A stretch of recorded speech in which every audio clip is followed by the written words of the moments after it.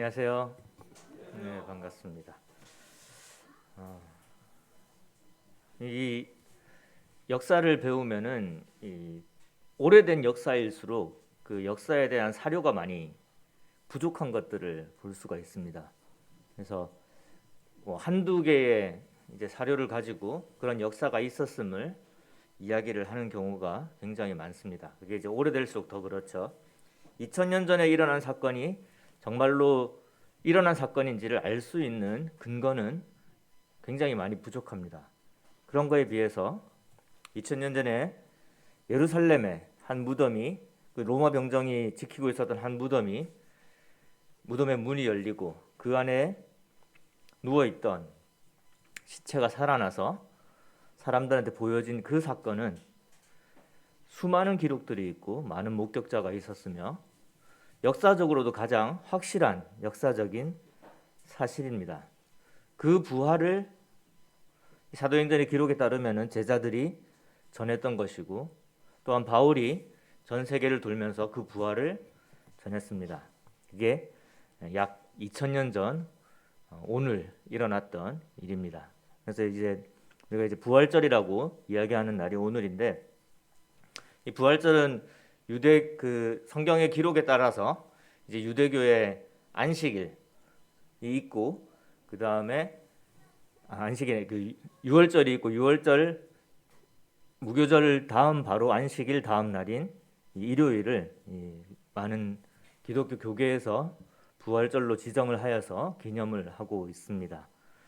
왜 이 부활절 말씀을 드리냐면은 이 묵동교회 성도님들 이렇게 모인 모습을 보니까 묵동교회가 부활한 것 같은 느낌이 들어서 그렇습니다.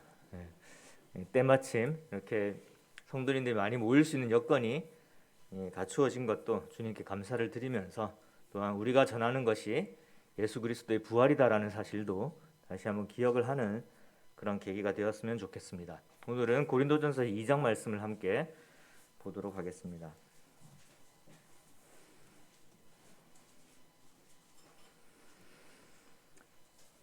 신약 성경 265페이지 고린도전서 2장입니다.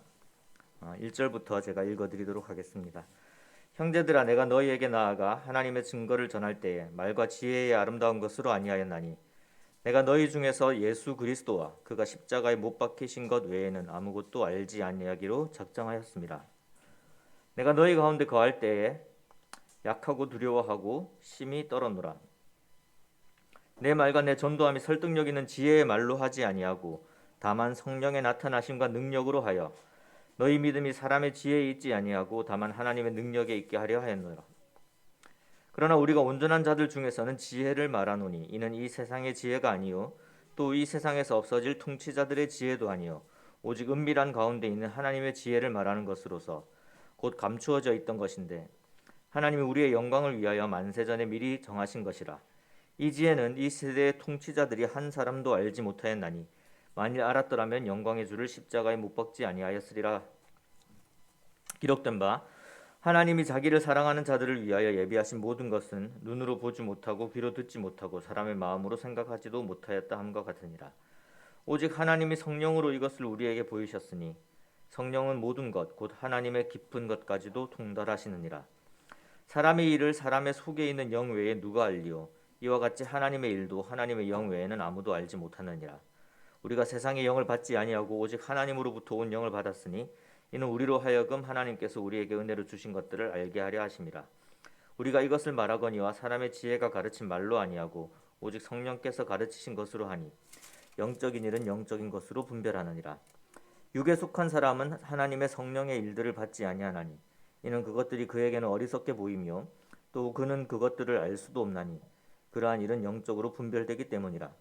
신령한 자는 모든 것을 판단하나 자기는 아무에게도 판단을 받지 아니하느니라. 누가 주의 마음을 알아서 주를 가르치겠느냐? 그러나 우리가 그리스도의 마음을 가졌느니라. 아멘.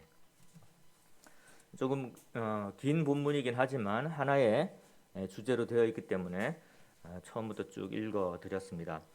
1장에서 이제 바울이 이 고린도 교회의 나누어짐에 대해서 그것을 책망하면서 세상의 지혜가 아무런 의미가 없고 하나님의 능력으로 인하여 너희들이 구원을 받은 것이다. 그리고 그 어리석은 자, 약한 자들을 들어서 하나님께서 쓰신다라는 말씀을 함으로써 이 교회에 있는 모든 성도들이 뭐 사회적인 지위가 어떠함이나 또 뭐 경제적인 능력이 어떠함이나 또 뭐 지식이 얼마나 많은가 이런 것과 상관이 없이 모두가 동일한 사람들이고 하나님 앞에서 이제 같은 사람들이고 더 오히려 약하고 비천하고 미련할수록 하나님께서 더 쓰신다라는 말씀을 하심으로써 이 교회가 이 하나님 앞에 모두 각 사람 한 사람 한 사람이 다 동일함을 말씀을 하셨고 그래서 하나가 될 수 있음을 누군가 뛰어난 사람이 있는 것이 아니기 때문에 하나님 앞에서 사람이 아무리 똑똑하고 지혜로워도 하나님의 가장 어리석음보다 더 어리석다라는 것을 이야기함으로써 사람으로 하나 되는 것이 아니라 하나님으로 하나 되는 것을 이제 말씀을 하셨습니다. 그래서 여기서 이제 하나님의 능력 그리고 그 하나님의 능력이 우리에게 드러나게 된 예수 그리스도의 그 사역을 이제 1장에서 이야기를 했다면은 이제 2장에서는 우리의 매일 삶 속에서 또 우리가 구원받는 과정 속에서 역사하시는 성령님에 대해서 바울이 이렇게 이야기를 하고 있습니다. 그래서 그 이제 1장과 이어지는 내용이기 때문에 이 바울 스스로도 자신이 뭐 여러 가지 자신의 개인적인 배경이 있지 않습니까? 율법을 잘 알았고 또 유대인과 헬라인의 그런 여러 가지 이 관습들을 잘 알고 또 지식들을 잘 알고 이방인들의 지식이나 또 유대인들의 지식에 있어서 절대 이렇게 떨어지는 사람이 아니었습니다. 그럼에도 불구하고 이 복음을 전하는 부분에 있어서 그 바울의 어떠한 지혜가 드러나지 않게 하기 위해서 이 바울은 뭐라고 고백을 하냐면은 내가 너희 중에서 예수 그리스도의 그 십자가에 못 박힌 것 외에는 내가 아무것도 알지 않으려고 한다. 무슨 말이냐면은 복음을 전할 때에 이 바울의 지혜로움을 사용한 것이 아니라 사실 하나님의 능력을 사용하고 그다음에 성령님의 역사하심을 사용하게 하기 위해서 그 바울은 가장 단순한 진실인 예수 그리스도를 증거했다라는 것입니다. 실질적으로 이제 우리가 바울의 복음의 사역들을 보게 될 때에도 예수님이 어떠한 분이시고 또 예수님 십자가에 달려 돌아가시고 또 부활하신 그 사실을 전함으로써 이 복음을 전했던 것을 우리가 알 수 있습니다. 그래서 이 고린도 교회의 이 겸손하게 하나님 안에서 하나됨을 이야기하면서 바울도 또한 내가 너희들 앞에서 어떤 더 지혜로운 지식을 가지고 더 좋은 논리를 가지고 너희들에게 변론한 것이 아니라 예수 그리스도를 전했을 뿐이다라는 것을 이야기를 하는 것입니다. 그래서 그 의도에 대해서 여기서 분명하게 또 밝히고 있습니다. 5절에 보시면 너희 믿음이 사람의 지혜에 있지 아니하고 다만 하나님의 능력에 있게 하려 하였노라. 굉장히 중요한 사실입니다. 우리는 우리의 믿음이 사람의 지혜에 있는 것처럼 생각을 할 때가 있습니다. 왜냐하면 어느 정도 지식이 있어야지 어떤 질문에 잘 대답을 할 수 있어야지 어떤 논리가 이 마음속에 또 머릿속에 이렇게 잘 정립이 되어 있어야지 하나님을 믿을 수 있고 또 그것을 인정할 수 있다라고 생각하는 경향이 있습니다. 그러나 우리가 믿게 된 것은 그러한 지적으로 이해함도 아니고 지혜로 그것을 우리가 파악한 것이 아니라 사실은 하나님께서 우리에게 성령님을 통해서 그것을 깨닫게 하도록 도와주셨기 때문입니다. 그래서 그것에 대해서 분명하게 이 2장에서 바울이 밝히고 있는 것입니다.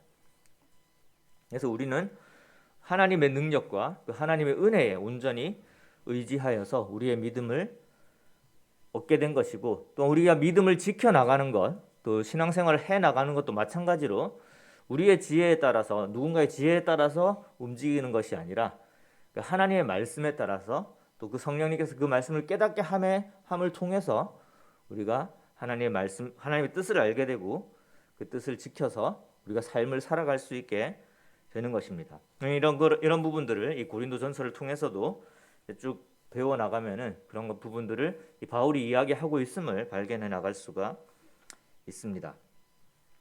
이 7절 이후에 보면은 이제 그 지혜에 대해서 이야기를 하시면서 6절 이후에 보시면은 이 지혜가 세상에서 있는 그런 지혜가 아니고 이제 하나님 안에서 감추어져 있었던 그런 지혜에 대해서 이야기를 합니다.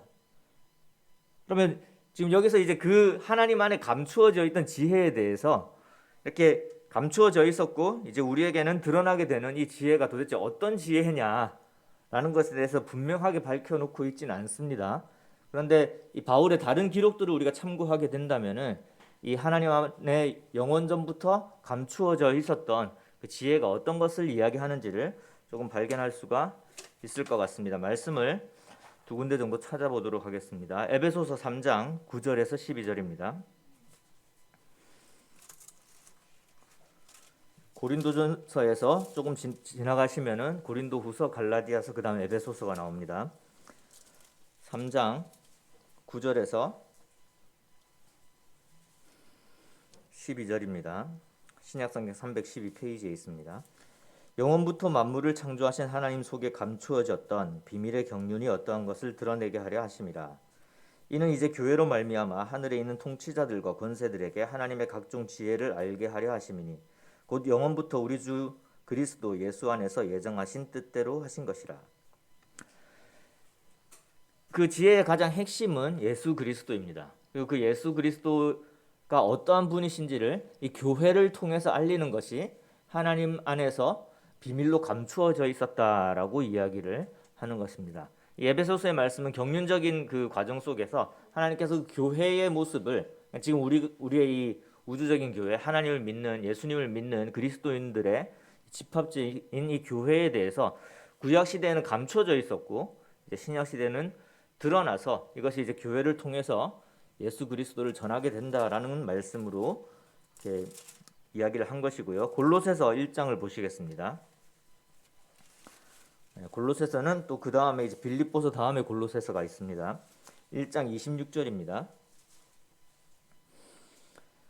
이 비밀은 만세와 만대로부터 감추어졌던 것인데 이제는 그의 성도들에게 나타났고 하나님이 그들로 하여금 이 비밀의 영광이 이방인 가운데 얼마나 풍성한지를 알게 하려 하심이라. 이 비밀은 너희 안에 계신 그리스도시니 곧 영광의 소망이니라. 여기서 동일하게 하나님 안에 감추어져 있었던 그 비밀은 바로 예수 그리스도이심을 이야기를 하고 있습니다. 그리고 그 예수 그리스도의 구원에 미치는 그 범위에 대해서도 이제 이스라엘 사람들이 가지고 있었던, 유대인들이 가지고 있었던 그 유대인의 왕으로서의 예수 그리스도가 아니라 하나님의 아들로서의 예수 그리스도, 창조주로서의 예수 그리스도, 모든 사람에게 구원을 베푸시고 이 세상의 죄를 사하신 그리고 부활하신 그 예수 그리스도를 이야기하는 것이고, 그것이 복음의 핵심이며 그것이 밝히 드러나 있지는 않았지만 이제 성령님을 통해서 교회를 통해서 드러나게 된 것을 이야기를 하고 있습니다. 그래서 이 성령님의 조명을 통해서 다시 구약을 보게 되면은 그 전까지 몰랐던, 그러니까 이방인에 대한 구원이나 교회나 또 예수 그리스도에 대한 그런 예언들이 분명히 있었음을 알 수 있습니다. 그러나 그 당시, 그러니까 예수님이 오시기 전까지 유대인들은 그러한 말씀들을 가지고 있음에도 불구하고 그것이 비밀로 감추어져 있었기 때문에, 그러니까 성령님께서 조명을 해주시지 않으셨기 때문에 많은 사람들이 모르고 있었고, 그렇기 때문에 이 어리석은 사람들이 하나님의 그 지혜를 모르고 예수 그리스도를 이제 죽게 만드는 그런 일이 벌어진 것이고, 그 하나님께서 그걸 감추었던 이유 중에 하나도 이제 예수님의 그 십자가의 사역이 이루어질 수 있도록 하기 위함이다라고 이 고린도전서에 방금 읽었던 2장 말씀에 기록을 하고 있습니다. 그래서 이 지혜를 미리 알았더라면 이 시대 통치자들이 알았더라면은 예수를 십자가에 못 박지 아니하였을 것이다라고 8절에 기록되어 있습니다. 그래서 사람들이 아무리 이 자기의 지식이나 지혜나 그리고 자기의 어떤 감각적인 이 센스를 사용을 해서 눈으로 보려고 하고 귀로 들으려고 하고, 그렇죠? 그다음에 생각하려고 하더라도 하나님께서 이것을 막아 놓으셨다라는 것을 이제 바울이 이야기를 하고 있고, 그래서 이 이사야서 64장 4절에 있는 말씀을 인용하면서 사람들이 알려고 하여도 알 수 없었던 그런 예수 그리스도의 이 비밀을 이제는 이 성령님을 통해서 이제 우리 모두가 알 수 있게 되었고 그것을 이해할 수 있게 되었다라는 말을 이제 이후에 이야기를 하고 있습니다. 그래서 10절에 보시면은 이 현명한 사람들, 지혜로운 사람들, 율법을 공부하는 사람들, 성경을 읽는 사람들에게조차도 이렇게 감추어져 있었던 이러한 것들이 이제 하나님의 성령으로 우리에게 이것을 보여주셨고, 그래서 하나님에 대한 모든 것을 알고 계시는 하나님의 영이 우리에게 들어왔음을 이제 이야기를 하고 있습니다. 나에 대해서 가장 잘 알고 있는 사람은 누구죠? 납니다. 그렇죠? 그러니까 이아론의 영이 이아론에 대해서 가장 잘 알고 있고 그 머릿속에 있는 여러 가지 생각들을 이해할 수 있는 것처럼 하나님의 영이 하나님의 지혜를 이해하고 계시고, 그래서 우리에게 그런 비추심을 주셨을 때에 우리가 이 성경을 읽고 하나님의 뜻을 이해할 수 있게 되는 것이고, 그 전에 우리가 예수님을 믿고 하나님을 만나는 것 자체가 이 성령님의 비추심이 분명히 필요한 것입니다. 그 부분을 이제 우리가 이 바울이 고린도 교회에 이야기를 하는 것입니다. 그래서 이 의도는 굉장히 분명해 보입니다.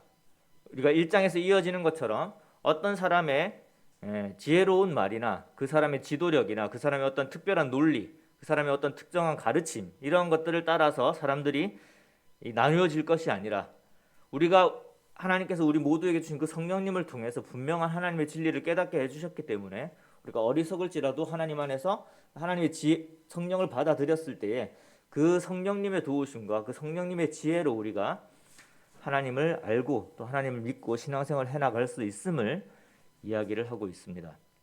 그다음에 또 한 가지 이제 그 바울의 의도 속에는 이 바울을 공격하는 사람들에게도 동일하게 이야기를 하는 것입니다. 그러니까 바울의 이야기는, 바울이 전하는 것은 다른 것이 아니라 정말 하나님의 복음일 뿐이었고, 나의 어떤 지혜로움을 통해서 그리고 나의 어떤 그 지도력을 세우기 위해서 사람들에게 어떤 특별한 바울의 가르침을 주고 있는 것이 아니라 나는 예수 그리스도를 전했던 것이고, 이 교회가 그리고 내가 전도하는 이 곳에 사람들이 하나님 믿게 된 것은 나의 한 일이 아니라 이제 바울이 한 일은 단순히 예수 그리스도께서 이 땅에 오셨고 우리 죄를 위해 죽으셨고 부활하셨다라는 그 말씀을 전함으로써 씨앗을 뿌린 것뿐이고, 그것을 자라나게 하시고 그것이 열매가 되게 하신 분은 하나님이심을 이야기하기 위해서 이 성령님의 역사를 이 고린도 교회에 이야기를 하고 있는 것입니다.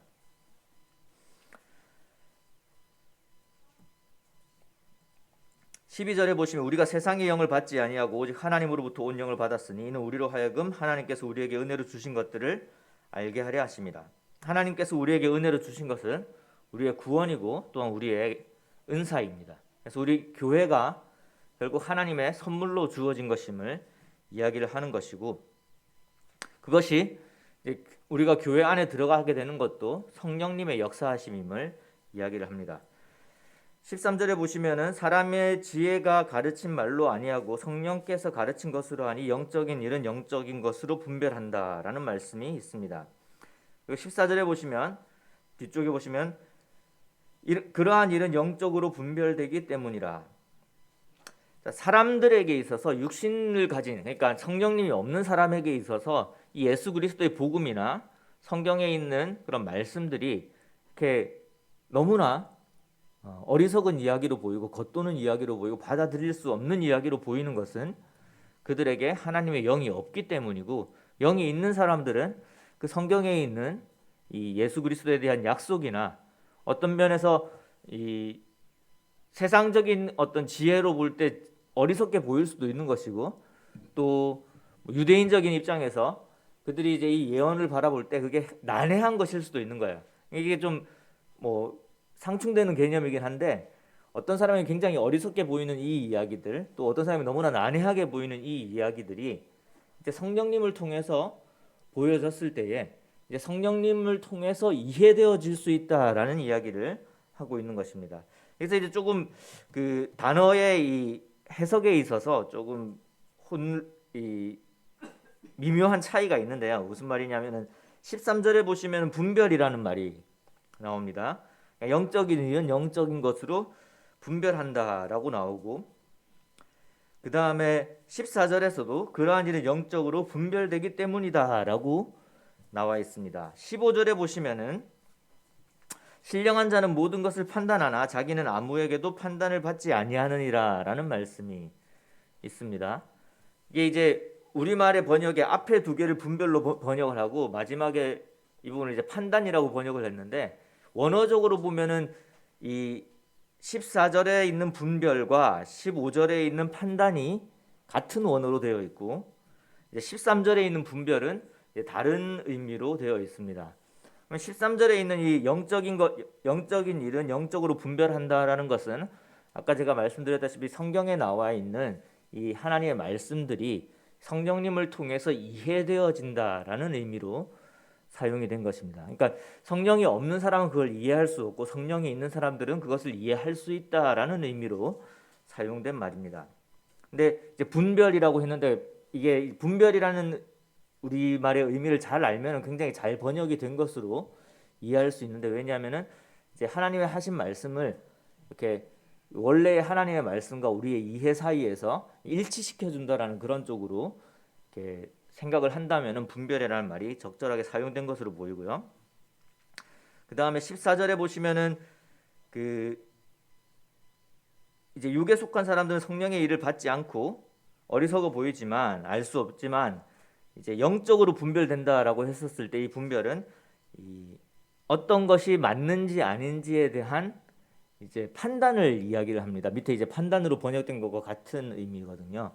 무슨 말이냐면은 이것이 정말로 내가 듣고 있는 이 말이 정말로 하나님의 말씀이 맞는지에 대해서 이제 분별한다라는 의미로 사용을 하게 되는 건데, 이제 그런 것들을 도와주시는 분이 성령님이시다라는 거예요. 그래서 이것이 정말로 하나님의 말씀인지 아닌지에 대해서 성령님을 통해서 우리가 분별할 수 있게 됨을 말씀을 하시는 것입니다. 뭐 큰 의미적인 차이는 없습니다만은 이제 원래 원어적인 그 의미에 약간의 차이가 있음을 말씀을 드리는 거고요. 15절이 약간 조금 난해하게 느껴질 수가 있을 것 같습니다. 신령한 자는 모든 것을 판단하나 자기는 아무에게도 판단을 받지 아니하느니라. 자, 앞에 있는 신령한 자는 모든 것을 판단하나 하는 것은 그 14절에 있는 것과 연결되는 말씀으로, 영이 없는 사람은 하나님의 말씀의 그 옳고 그름을 판단할 수 있는 능력이 없지만, 이 영이 있는 사람은 그 말씀이 전해졌을 때 이것이 하나님의 말씀이구나라는 것을 알게 되고, 그것을 이제 내가 정말로 믿음 안에 서 있구나라는 것을 알게 되는 것. 그러니까 어떤 나에게 영이 있느냐 없느냐, 그리고 믿음이 있느냐 없느냐를 판단하는 것과 그다음에 하나님의 말씀을 판단하는 것. 그러니까 인지 아닌지에 대한 판단을 이야기하는 것이죠. 그래서 인지 아닌지에 대해서, 내가 믿는 자인지 아닌지에 대해서 알 수 있게 되는 것이고, 당연히 성령이 있기 때문에 하나님의 말씀을 이제 이 말씀에 내가 어떻게 순종해야 될지, 이것이 그리고 누군가가 이야기하는 것이 하나님의 말씀인지에 대해서 우리가 알 수 있게 된다라는 의미입니다. 그런데 아무에게도 판단을 받지 아니한다라는 것은 무슨 말이냐면은, 이제 이 당시에 이 그 이단들이, 그리고 다른 교훈들을 전하는 사람들이 어떻게 했었냐면은, 이제 이제 예수 그리스도의 그 죽으심과 그다음에 속죄하심과 이런 부분들 다 이제 들어서 알고서 이제 교회에 더해진 사람들이 이제 다른 가르침들을 가르치기 시작하고, 그래서 너는 그것만 알아서는 안 된다, 이것까지 더 알아야 된다라고 가르친 것들이, 그런 사람들이 이단들이죠. 그러니까 예수 그리스도 외에 다른 어떤 가르침이 들어가게 되면 그게 이단이죠. 그리고 그것을 알지 않으면은 하늘나라 가지 못한다든지 영원한 생명을 얻지 못한다든지 이런 것들을 가르치게 됩니다. 가령 예를 들자면 누군가가 우리 교회에 들어와서 여러분들 하는 거 다 맞습니다. 예수님께서 다 하고 부활하시고 승천하셨어요. 그런데 다시 오실 예수님, 그 예수님을 만나서 그 예수님의 말도 들어야 돼요라고 이야기를 한다면 어떻게 반응하시겠습니까? 그러니까 예수님이 또다시 이 땅에 오셔서, 마지막 날 말고요, 심판 때 말고 지금 이제 이 땅에 오셨는데 그분의 말씀을 들어야 된다라고 이야기를 하면서 굉장히 이제 논리적으로 그분이 예수님일 수밖에 없는 이유를 쭉 이야기를 해요. 그래서 뭐 그 유다의 한 지파가 이렇게 저기 몽골을 거쳐서 한국에 와가지고 뭐 그런 이야기 하잖아요, 실질적으로. 그래서 우리 한민족이 원래 무슨 지파죠? 단지파인가요? 문하세 지파인가요? 아무튼 뭐 그 중에 한 사람들이다, 이렇게 이야기를 하는 사람들이 있거든요. 어떻게 생각하세요? 그리고 그 이야기를 듣지 않으면은 그리고 뭐 잘 아시죠? 뭐 어떤 지파에 12,000명 안에 들어가지 못하면 이런 식의 이야기를 한단 말이죠. 그럼 그것에 대해서 우리는 어떻게 반응하는 것이죠? 그렇죠. 이단이죠. 왜죠? 예수 그리스도 외에 다른 어떤 믿음에 대해서 이야기를 하고 다른 구원의 방법에 대해서 이야기하는 그 이단인 거야. 그런데 이때에도 이단들이 있었다는 거죠. 그리고 다른 가르침을 하는 사람들이 있었습니다. 그 사람들이 하나님을 순수하게 믿는 예수 그리스도를 순수하게 믿는 이 사람들에게 계속해서 유혹을 하는 거예요. 내 말을 들어봐라. 이게 이런 의미가 아니겠느냐. 자기의 지혜와 논리와 여러 가지 사람들이 보기에 혹할 만한 것들을 이야기함으로써 너는 그게 아니야. 그게 영생을 가진 게 아니야. 그 믿음이 아니야 라고 이야기를 하는 거예요. 그러면서 이렇게 유혹을 하는 것이죠. 자, 하나님을 믿는 믿음, 예수 그리스도를 믿는 믿음, 내 안에 계신 성령님, 이것은 누가 판단할 수 있습니까?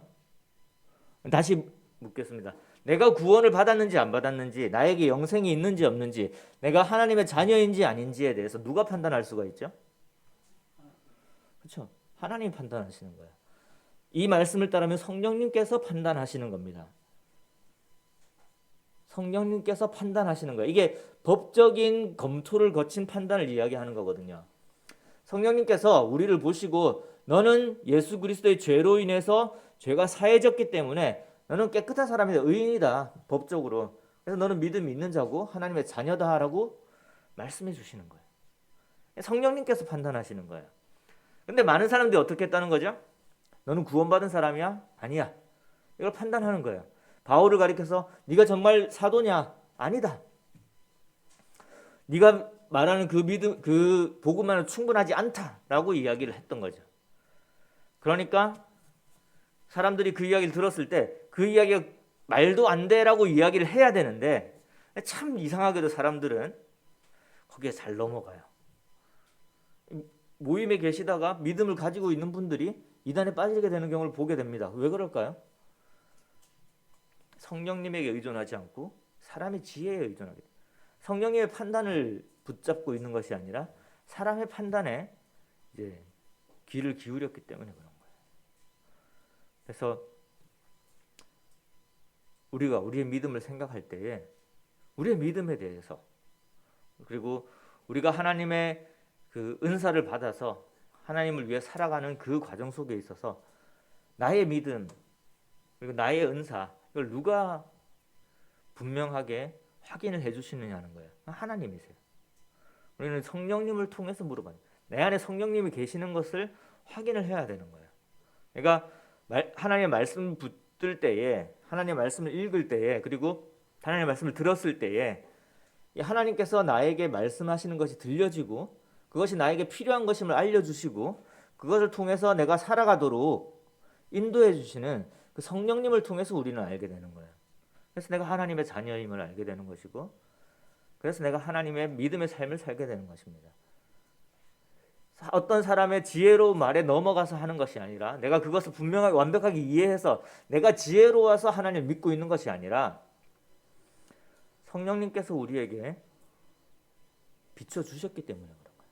하나님을 믿도록 도와주셨고 예수 그리스도를 믿도록 도와주셨고 예수 그리스도를 받아들이도록 그것이 내 마음속에 내 영이 그 예수 그리스도의 영을 받아들이고 그 하나님의 말씀에 화답하도록 도와주셨기 때문에 우리에게 새로운 생명이 들어오게 된 것입니다. 그래서 우리의 믿음에 대한 분명한 확신은 하나님 안에 있는 것이고 성령님을 통해서 주어지는 것입니다. 사람의 어떤 판단을 받을 대상이 아니라는 거예요. 우리의 믿음이. 그래서 어떤 사람들의 어떠한 유혹에도 너희들의 믿음이 아니다라는 어떠한 유혹에도 흔들리지 않도록 하기 위해서 이 말씀을 하신 겁니다. 그러니까 여기서 판단할 수 있지만 판단받지 않는다라는 것은 성령님을 통해서 내가 믿음 안에 있음을 알 수 있고 하나님의 말씀을 알 수 있지만 그 부분과 그다음에 다른 사람들이 너가 믿음이 있다 없다라고 판단하는 그 판단을 받을 필요가 없음을 이야기를 하는 것입니다. 그렇게 이해를 하시면은 이게 나는 다 판단을 하지만 나는 판단받지 않는데 이게 교만하게 들릴 수가 있는 거거든요. 나는 모든 것을 판단하는데 나는 절대 판단받지 않아. 이런 교만함을 이야기하는, 독단을 이야기하는 그 말씀이 아니라 성령님이 앞절에서 보이잖아요. 성령님께서 우리에게 이해하게 해주시고 우리의 생명이 있음을 알려주신 것을 우리가 받아들이는 것이 앞에 그 모든 것을 판단한다는 것이고, 그러니까 모든 것을 성령님의 가르쳐 주시는 이 성경의 하나님의 말씀의 모든 것을 이해하게 해주신다는 그런 말씀이고, 뒤에 판단은 다른 사람들이 어떤, 여기 사람이에요, 사람. 그러니까 이 아무에게도라는 건 사람을 말하는 거예요. 사람으로부터의 판단은 중요한 것이 아니다라는 것입니다. 그것은 아무런 의미가 없다라는 의미입니다. 16절에 누가 주의 마음을 알아서 주를 가르치겠느냐, 그러나 우리가 그리스도의 마음을 가졌느니라. 이 말씀은 당연히 누가 주의 마음을 알아서 주를 가르치겠느냐라고 했을 때 이 누구도 마찬가지로 사람을 이야기하는 거예요. 사람은 하나님의 마음을 알 수 없기 때문에 하나님에 대해서 가르칠 수가 없다라는 것입니다. 그러나 우리가 그리스도의 마음을 가졌느냐, 이건 무슨 의미죠? 성령님께서 우리에게 들어오셔서, 성령님이 어떤 분이십니까? 하나님의 깊은 데까지 알고 계시는 예수님의 그 마음을 가지신 분이 성령님이십니다. 그 성령님이 우리 안에 거하시기 때문에 우리가 하나님의 말씀을 받을 수 있고 그 가르침을 받을 수 있는 자들이 되었음을 이야기하는 것입니다. 이걸 이제 잘못 해석을 하면은 15절 16절을 잘못 해석하게 되면은 이 바울의 교만함으로 해석이 되어질 수가 있거든요. 이게 자칫 잘못 해석하시면. 그래서 신령한 자는 모든 것을 판단하나 자기는 아무에게도 판단을 받지 아니하느니라. 날 판단하지 말아라. 누가 주의 말씀을 알아서 주를 가르치겠느냐. 내가 그리스도의 마음을 가져서 내 말을 들어라. 이렇게 해석이 되어질 수도 있거든요. 그러니까 그렇게 해석할 수도 있지만 그 해석이 잘못됐다는 걸 말씀을 드리는 겁니다. 그러니까 이게 뒤에 있는 내용과 이어서 해석을 하게 되면 마치 이제 그런 말씀을 하나라고 생각이 되어질 수 있는데 그렇지 않다라는 것은, 일단 여기 16절에 우리라고 한 표현은 바울이 다른 서신서에는 이제 우리라고 했었을 때에 너희 우리 구분해서 우리라고 이야기하는 경우가 간혹 있습니다. 어떤 경우냐면 이제 교회에 편지를 하고 우리 편지를 쓰고 있는 이 사람들이 여러 명의 함께 동역하고 있는 상황에서 편지를 보낼 때에 우리 너희를 구분해서 쓰는 경우가 있기는 있습니다. 그런데 지금 고린도전서에서 이야기를 할 때에 여기서는 어떻게 구분을 하고 있냐면 나와 우리로 구분을 하고 있어요. 그러니까 바울에 대해서 지칭할 때 나라고 이야기를 하고 우리라고 할 때는 이 나와 고린도 교회 전체를 함께 우리라고 이야기를 하고 있기 때문에 16절의 말씀은 분명히 어떤 의미냐면은 아무도 주의 마음을 알아서 가르칠 수 없다. 하지만 우리에게 성령님이 계신다. 그러니까 나와 우리 고린도 교회 이 글을 읽는 모든 그리스도인들에게 우리의 마음 속에 하나님이 계시고 예수 그리스도께서 계신다라는 그 성령님의 사역을 이야기한 것입니다. 그래서 혹시라도 오해해서 해석하는 일이 없기를 바라는 마음이 있습니다. 그럼 정리를 하겠습니다. 구약 시대 때부터 선지자를 통해서 예수 그리스도에 대해서 증거되어 왔었고, 그리고 예수님께서 이 땅에 오셨고 실제로 부활하는 사건이 있었습니다. 그러나 많은 유대인들은 여전히 눈이 어두워져 있어서 그것을 알지 못했죠. 그러니까 많은 이방인들에게는 그 예수님의 부활의 이 소식은 너무나 황당한 이야기고 어떤 면에서 어리석은 이야기로 비춰졌을 수가 있습니다.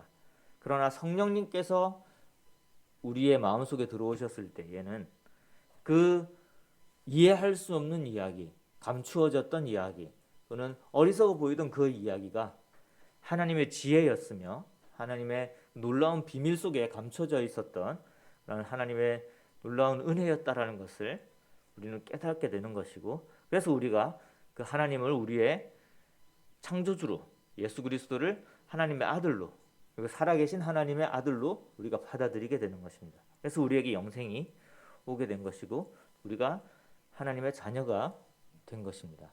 이것은 성령님을 통해서 분명하게 증거되어지는 것이고 분명하게 판결이 내려지는 것입니다. 그것을 지금 바울이 이 고린도 교회와 우리 묵동 교회에게 이야기하고 있는 것입니다. 한 가지 좀 주의할 필요가 있어요. 이런 부분에 있어서 우리가 적용하는 데 있어서, 그러니까 우리가 하나님의 성령님을 통해서 우리가 하나님의 지혜를 얻어 나간다라는 부분은 굉장히 중요합니다. 그리고 그런 과정 속에서 나는 아무 도움을 받을 필요 없어. 이런 자세를 가질 필요는 없어요. 왜냐하면은 성경을 잘 이해하고 또 그것을 잘 풀어주고 또 이게 이제 2000년 전에 쓰여진 것들을 해석해주는 그런 사람들의 도움이 필요할 때가 있습니다. 그런 것들을 들을 때에 성령님께서 그것을 이제 분별하게 해주신다라는 거예요. 그리고 우리가 실질적으로 그것이 우리의 삶 속에서 드러나지고 또 이렇게 순종하게 되는 그런 힘도 성령님을 통해서 오는 것입니다. 그래서 우리가 항상 배우고 또 그 배운 것에 이제 따라서 실천을 하고 순종하는 그런 삶이 분명히 필요한 것입니다. 그런데 이 나의 믿음에 대해서 또 하나님에 대한 그런 우리의 그 신앙에 대해서 그게 아니다. 그리고 더 좋은 말로 더 논리적인 말로 우리를 유혹하는 그런 것이 있다고 할지라도 우리는 우리의 지혜에 기대려고 하지 마시고 성령님의 인도하심에 기대어서 분명하게 드러나 있는 것이잖아요. 우리가 분명히 믿은 것이고 예수 그리스도 외에는 하나님께 나아갈 수 있는 길이 없습니다. 예수 그리스도의 구원 외에는 우리가 하나님께 용서받을 수 있는 방법이 없습니다. 예수님께서 우리의 죄를 모두 해결하셨기 때문에 우리는 담대하게 하나님 앞에 나아갈 수 있는 하나님의 자녀의 신분을 얻게 된 것입니다. 이것은 분명한 사실이에요. 그 외에 다른 것들을 가르치고 있다면 그것은 이단일 수 있는 거예요. 그래서 우리의 자세를 보게 되는 거고 또 한 가지 조금 다른 측면들을 말씀을 드릴 건데요. 뭐 조금 아무튼 말씀을 드리겠습니다. 그러니까 우리가 조심해야 될 부분이에요. 뭐냐면은 우리도 판단을 하거든요, 사실은. 그러니까 예를 들어서 우리 교회에 어떤 사람이 방문했을 때 이 사람이 구원받은지 아닌지를 우리를 판단하고 싶어해요. 그런데 성경적으로는 그걸 판단하는 것이 가능한 것이 아니에요, 사실상. 그런데 우리는 판단을 해야 되죠. 이게 이제 그 교회의 제도상의 이제 어려움입니다. 무슨 말이냐면은 이 하나님을 믿는 믿음이나 영생을 얻게 되는 것은 우리가 어떤 것을 가르쳐서 그 사람이 그걸 이해해서 되는 게 아니거든요. 그런데 이 묵동교회의 입장에서는 묵동교회의 교인이 되기 위해서 우리가 해야 되는 그런 과정들이 있어요. 예를 들어서 예배에 참석하게 하기 위해서는 우리가 그 구원 간증을 하게 하고 그다음에 침례를 행한 이후에 이제 예배에 참여할 수 있도록 하지 않습니까? 그 과정 속에서 우리가 어떤 과정이 필요하면 이 사람이 정말로 하나님 믿는 사람인지 아닌지를 사실상 교회적으로 판단을 해야 되는 상황이 생기는 거거든요. 이게 어려운 부분이죠. 왜냐하면은 이 당시에는 그걸 할 필요가 없었어요. 내가 하나님을 믿고 이 교회에 그러니까 떡을 떼러 나왔다는 것 자체가 목숨 걸고 나오는 거고 모든 가족들의 이 관계를 다 끊어내야지만 할 수 있는 그런 일이었거든요. 그러니까 이걸 믿지 않고 나오는 게 불가능했기 때문에 어떤 사람이 교회 안에 더해져야 되고 어떤 사람이 믿는 사람이다 아니다라는 것들을 교회적으로 판단할 필요가 없었어요. 나오면은 그 사람 믿는 사람이니까 그냥 거기 모여서 하나님께 예배를 드리고 있는 사람에게 떡을 나누고 잔을 나누는 것에 있어서 아무런 문제가 없는 거거든요. 근데 이제 시대가 이제 변화하고 지금 이 시대에 와서는 이 교회에 무슨 의도로 들어왔는지 또 이 사람이 정말로 믿는 사람인지 아닌지 그 판단하는 것이 이제 필요한 상황이 된 거죠. 그 필요한 상황에서 우리가 이 구원 상담을 하고 그다음에 침례를 베풀고 그다음에 이제 교회의 성도로서 이렇게 맞이하게 되는 건데 이게 물론 성경적인 부분도 있지만 어떤 면에서는 제도화되어 있는 멤버십의 개념이 들어가 있는 거예요. 그러니까 이런 부분들을 조심해야 된다라는 건 뭐냐면은 어떤 사람이 구원받았느냐 안 받았느냐 판단하는 데 있어서 이게 우리가 가지고 있는 논리를 가지고 그 논리를 이해했는지를 물어보고 그 이해하지 않은 사람은 그러니까 지적인 이해에 못 미친다거나 아니면 논리적인 그 승복이 되지 않은 사람에 대해서 이 사람 아직까지 구원받지 않은 사람이다라고 이야기하는 부분에 있어서는 성경적인 거는 아니라는 거예요. 하지만 이제 그래서 제가 이제 이 말씀을 드리기가 조금 이제 어려운 게 하지만 또 교회의 이 운영의 입장에서는 그러한 과정들을 거쳐야 되는 것도 또 필요하거든요. 우리가 정말로 믿는 사람들을 성도로서 받아들이고 그래서 성도 안에 그 교제하게 하는 것도 굉장히 중요한 거기 때문에 이게 참 어려운 숙제이긴 합니다. 근데 우리 성도님들 마음속에 그런 마음이 있었으면 좋겠어요. 뭐냐면은 어떤 사람이 내가 하나님을 믿는다라고 했었을 때 그 믿음을 존중해 줄 필요가 있습니다. 나는 하나님을 믿어요. 하나님께 예배 드리고 싶어요라고 했었을 때 일단은 우리가 판단할 수 있는 부분이 아니기 때문에 그 사람의 믿음에 대해서 존중해 줄 필요는 있다라는 거예요. 우리도 마찬가지죠. 우리의 믿음에 대해서 누군가가 이야기하는 건 잘못된 거거든요. 너희 교회 잘못된 교회야. 이단이야. 믿지 않는 교회야. 너희들은 이런 가르침을 가르치고 있으니까 믿지 않는 교회야. 잘못된 교회야. 거기에 우리가 뭐라고 이야기할 수 있습니까? 우리는 이 고린도전서에 말씀하시는 것처럼 성령님을 통해서 예수 그리스도를 믿는 그런 성도들이 모이는 곳이다. 성경적으로 그게 교회가 아니라는 어떠한 증거가 있느냐를 우리가 말할 수 있는 거거든요. 반대로 어떤 사람이 하나님을 믿는다라고 했었을 때 우리가 가지고 있는 어떤 논리로서 너는 그래서 하나님 믿는 사람이 아니야라고 이야기할 때는 조심해야 된다라는 거예요. 우리가 묻는 것이 예수 그리스도에 대한 믿음을 묻는 것인지 아니면은 우리가 가지고 있는 어떤 논리를 묻는 것인지 지혜를 묻는 것인지는 구분을 해야 된다라는 말씀을 드리는 것입니다. 이런 부분에 대해서는 조금 더 이렇게 교회적으로 좀 더 고민을 할 필요가 있는 부분인 것 같고요. 그래서 우리 교회가 그런 믿음을 가진 자들에게 어떻게 대하는 교회인지 한번 생각해보는 시간이 되었으면 좋겠고, 그 전에 우리의 믿음은 우리의 지혜로움이 아니라 사람의 지혜로움이 아니라 성령님의 은혜로 우리에게 주어진 것이다. 이 믿음은 예수 그리스도에 대한 믿음이고 하나님께서 우리에게 은혜를 주신 믿음이라는 것을 생각하시면서 감사하시고 항상 겸손한 마음으로 성령님께서 나를 이렇게 인도해 주시기를, 그리고 하나님의 말씀을 듣고 그 말씀에 순종할 수 있도록 도와주시기를 기도하는 성도님들이 되셨으면 좋겠습니다.